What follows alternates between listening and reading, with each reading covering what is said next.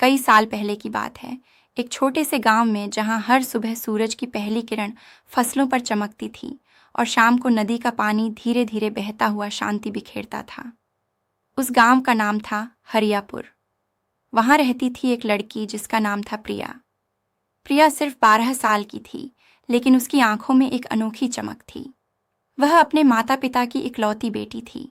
उसके 2 बड़े भाई थे, राहुल और विक्रम। परिवार साधारण किसान का था। पिता सुबह सुबह खेतों में जाते और शाम को थके मांदे लौटते। माँ घर संभालती, गायों को चारा देती और बच्चों को प्यार से पालती। प्रिया स्कूल जाती थी।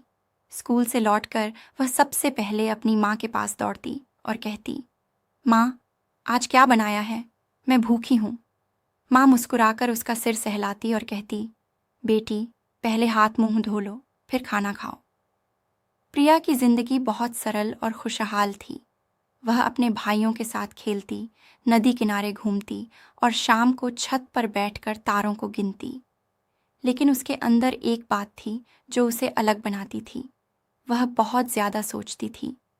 छोटी छोटी बातों पर भी घंटों विचार करती। एक दिन स्कूल में शिक्षिका ने कहा, बच्चों, आज हम एक कहानी सुनेंगे। कहानी है एक सच्चे दोस्त की। शिक्षिका ने कहानी सुनाई जिसमें 2 दोस्त एक दूसरे के लिए जान देते हैं। प्रिया उस कहानी को सुनकर बहुत प्रभावित हुई। घर लौटकर वह अपनी माँ से बोली, माँ, दोस्ती क्या होती है?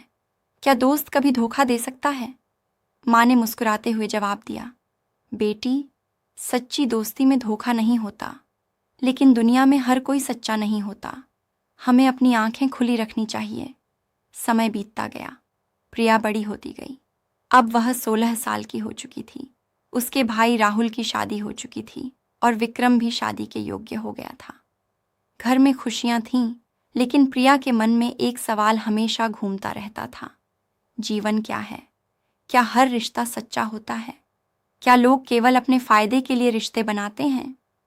उसके गांव में एक और परिवार रहता था। उस परिवार में एक लड़का था जिसका नाम था अर्जुन। अर्जुन प्रिया से 2 साल बड़ा था। दोनों एक ही स्कूल में पढ़ते थे। अर्जुन बहुत मेहनती था। वह स्कूल के बाद अपने पिता के साथ खेतों में काम करता था। प्रिया उसे दूर से देखती तो सोचती, यह लड़का कितना लगनशील है, लेकिन वह कभी उससे बात नहीं करती थी। अर्जुन भी प्रिया को देखता और मन ही मन मुस्कुराता। दोनों के बीच कभी बात नहीं हुई, लेकिन एक अजीब सी खामोशी का पुल बन गया था। एक दिन गांव में बड़ा उत्सव था। फसल अच्छी हुई थी, इसलिए सब लोग मिलकर उत्सव मना रहे थे। नाच गाना हो रहा था, स्वादिष्ट व्यंजन बनाए जा रहे थे। प्रिया अपनी सहेलियों के साथ वहां गई थी। अचानक बारिश शुरू हो गई। सब लोग भागने लगे। प्रिया भी भागी, लेकिन उसके पैर फिसल गए और वह गिर पड़ी। अर्जुन ने देखा तो तुरंत दौड़ा और उसे उठाया। ठीक हो? उसने पूछा। प्रिया शर्मा गई और सिर्फ सिर हिला दिया। उस दिन पहली बार दोनों की नजरें मिलीं।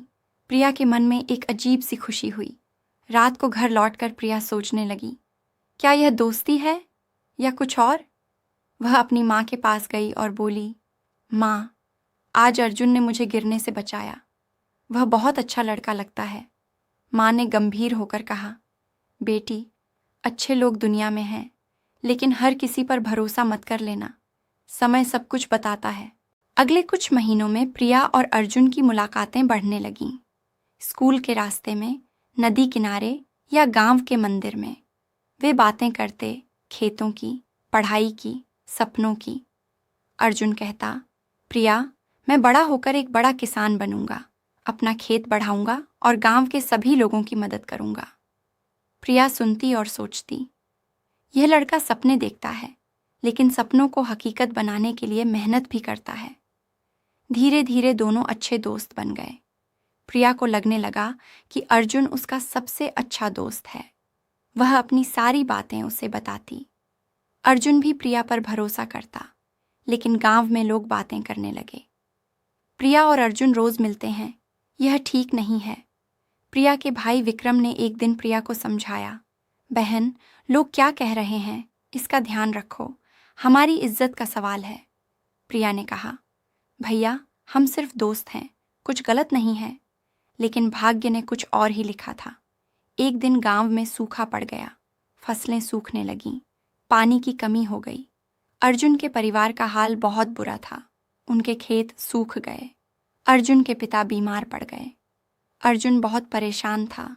प्रिया ने देखा तो उससे कहा, अर्जुन, चिंता मत करो, मैं तुम्हारी मदद करूंगी। लेकिन प्रिया के पास क्या था? वह सिर्फ एक स्कूली लड़की थी। फिर भी उसने अपने भाइयों से बात की। राहुल और विक्रम ने कुछ पैसे दिए और अर्जुन के पिता का इलाज करवाया। अर्जुन ने प्रिया को धन्यवाद दिया और कहा, तुमने आज मुझे सिखाया कि सच्चा दोस्त वही होता है जो मुसीबत में साथ दे। समय बीतता रहा। प्रिया अब 18 साल की हो चुकी थी। उसके भाई राहुल ने कहा, अब प्रिया की शादी का समय आ गया है। परिवार में चर्चा शुरू हो गई। कई रिश्ते आए, लेकिन प्रिया हर बार मना कर देती। वह सोचती, मुझे ऐसा जीवन साथी चाहिए जो मेरे सपनों को समझे, मेरी मदद करे। एक दिन अर्जुन के परिवार वाले प्रिया के घर आए। अर्जुन के पिता ने प्रिया के पिता से कहा, हमारा बेटा प्रिया को बहुत पसंद करता है, हम रिश्ता लाए हैं। प्रिया के पिता ने सोचा और कहा, हम विचार करेंगे। प्रिया को जब पता चला तो वह खुश हुई, लेकिन डर भी लगा। वह अपनी माँ से बोली, माँ, अर्जुन अच्छा लड़का है, लेकिन क्या शादी के बाद सब कुछ वैसा ही रहेगा? माँ ने कहा, बेटी, शादी एक नया सफ़र है। इसमें विश्वास, समझ और त्याग चाहिए। अगर दोनों एक दूसरे का साथ दें तो जीवन सुंदर बन जाता है। शादी तय हो गई। गांव में खुशियां छा गईं। प्रिया की सगाई हुई। अर्जुन ने प्रिया को एक छोटा सा तोहफा दिया, एक सुंदर डायरी। उसमें लिखा था, हमारा सफ़र साथ शुरू होगा, साथ खत्म होगा। प्रिया ने उसे पढ़कर मुस्कुराया। शादी का दिन आया। गांव सज गया था। फूलों की मालाएं, रंग बिरंगे कपड़े, मिठाइयाँ। प्रिया लाल चूड़ियों और सुंदर लहंगे में बहुत खूबसूरत लग रही थीं। अर्जुन ने उसे देखा और कहा, आज से तुम मेरी जिंदगी की सबसे खास इंसान हो। प्रिया शर्मा गई। शादी के बाद प्रिया अर्जुन के घर आई। अर्जुन का परिवार छोटा था, माता पिता और एक छोटी बहन। सास बहुत अच्छी थीं। वे प्रिया को बेटी की तरह मानती थीं। ससुर भी प्यार करते थे। लेकिन घर की जिम्मेदारियां प्रिया पर आ गईं। सुबह जल्दी उठकर चूल्हा जलाना, खाना बनाना, गायों को चारा देना, पानी भरना। प्रिया थक जाती थी, लेकिन कभी शिकायत नहीं करती थी। अर्जुन खेतों में काम करता और शाम को लौटकर प्रिया से पूछता, कैसा रहा दिन? प्रिया मुस्कुराकर कहती, ठीक रहा। एक दिन अर्जुन के पिता फिर बीमार पड़ गए। डॉक्टर ने कहा कि उन्हें शहर के बड़े अस्पताल में इलाज की ज़रूरत है, लेकिन पैसे कहाँ से आएं? अर्जुन परेशान था। प्रिया ने कहा, चिंता मत करो, हम मिलकर कुछ सोचेंगे। प्रिया ने अपने भाइयों से मदद मांगी। राहुल और विक्रम ने कुछ पैसे दिए। प्रिया ने भी अपनी कुछ गहने बेच दिए। अर्जुन ने कहा, प्रिया, तुमने इतना कुछ किया, मैं तुम्हारा कर्ज कभी नहीं उतार पाऊंगा। प्रिया ने जवाब दिया, यह कर्ज नहीं, रिश्ता है। पिता का इलाज हुआ और वे ठीक हो गए। अर्जुन बहुत खुश था। उसने प्रिया को गले लगाया और कहा, तुम मेरी ताकत हो। लेकिन गांव में कुछ लोग जलने लगे। अर्जुन की दूर की रिश्तेदार एक औरत थी जिसका नाम था सुधा। सुधा विधवा थी और अर्जुन के परिवार पर नज़र रखती थी। वह सोचती थी कि प्रिया घर में आने के बाद उसका महत्व कम हो गया है। सुधा ने धीरे धीरे अफवाहें फैलानी शुरू की। प्रिया बहुत चालाक है। उसने अर्जुन को अपने वश में कर लिया है। वह सास ससुर को भी मनाती है। धीरे धीरे बातें फैलीं। अर्जुन की माँ भी थोड़ा प्रभावित हुई। एक दिन उन्होंने प्रिया से कहा, बेटी, तुम सुधा जी से मिलकर बात कर लिया करो, वे हमारे पुराने रिश्तेदार हैं। प्रिया ने हामी भरी, लेकिन सुधा ने प्रिया को अकेले में बुलाकर कहा, देखो बेटी, यह घर मेरा भी है। तुम नई आई हो, इसलिए सब तुम्हें अच्छा लग रहा है, लेकिन याद रखो, पुराने रिश्ते मजबूत होते हैं। प्रिया समझ गई कि सुधा कुछ गलत सोच रही है, लेकिन वह चुप रही। समय बीतता गया। अब प्रिया और अर्जुन के बीच एक छोटा सा बेटा भी हुआ। नाम रखा गया आरव। आरव की खुशी से पूरा घर खिल उठा, लेकिन सुधा की जलन बढ़ती गई। एक दिन अर्जुन खेतों में गया हुआ था। सुधा प्रिया के पास आई और बोली, प्रिया, तुम्हारे पिता ने कुछ ज़मीन अर्जुन के नाम कर दी है क्या? मैंने सुना है कि तुम्हारे भाई कुछ पैसा दे रहे हैं। प्रिया ने कहा। जी, वे मदद करते हैं। सुधा ने मुस्कुराते हुए कहा, देखो, बाहर वाले लोग मदद करते हैं तो अच्छा लगता है, लेकिन घर वाले क्या सोचते हैं? प्रिया को लगा कि सुधा कुछ उलझन पैदा करना चाहती है। उस रात प्रिया ने अर्जुन से सारी बात बताई। अर्जुन ने गुस्सा किया और कहा, सुधा चाची हमेशा से ऐसी रही हैं, मैं उनसे बात करूंगा। लेकिन सुधा ने और चालें चलनी शुरू कर दी। वह अर्जुन की माँ से कहने लगी, देखो बहन, प्रिया तो अपना घर ज्यादा याद करती है, शायद वह यहाँ खुश नहीं है। अर्जुन की माँ ने प्रिया से पूछा, बेटी, तुम्हें कोई तकलीफ तो नहीं? प्रिया ने कहा, नहीं माँ, सब ठीक है। एक दिन बड़ा झगड़ा हो गया। गांव में पानी की नहर का बंटवारा था। अर्जुन के खेत को पानी मिलना था, लेकिन सुधा के रिश्तेदारों ने रोड़ा अटका दिया। अर्जुन गुस्से में था। प्रिया ने कहा, अर्जुन, शांति से बात करो, लड़ाई से कुछ नहीं होगा। लेकिन अर्जुन ने प्रिया की बात नहीं मानी और झगड़ा कर बैठा। नतीजा यह हुआ कि गांव के पंचायत ने अर्जुन को गलत ठहराया। अर्जुन बहुत निराश हुआ। उस रात प्रिया ने अर्जुन को समझाया, देखो, गुस्सा कभी समाधान नहीं होता, हमें सबको साथ लेकर चलना चाहिए। अर्जुन ने प्रिया की बात मानी और अगले दिन पंचायत में जाकर माफी मांगी। पंचायत ने फैसला बदला और पानी दोनों को बराबर मिलने लगा। लेकिन सुधा अभी भी शांत नहीं हुई। उसने एक नई साजिश रची। उसने गांव के कुछ लोगों से कहना शुरू किया कि प्रिया ने अर्जुन को जादू टोना कर रखा है। लोग बातें करने लगे। अर्जुन की माँ भी डर गईं। एक शाम उन्होंने प्रिया से कहा, बेटी, गांव में लोग क्या कह रहे हैं? तुम कुछ कर रही हो क्या? प्रिया रो पड़ी और बोली, माँ, मैं कुछ नहीं किया, मैं तो सिर्फ परिवार को खुश रखना चाहती हूँ। अर्जुन ने जब यह सुना तो बहुत गुस्सा आया।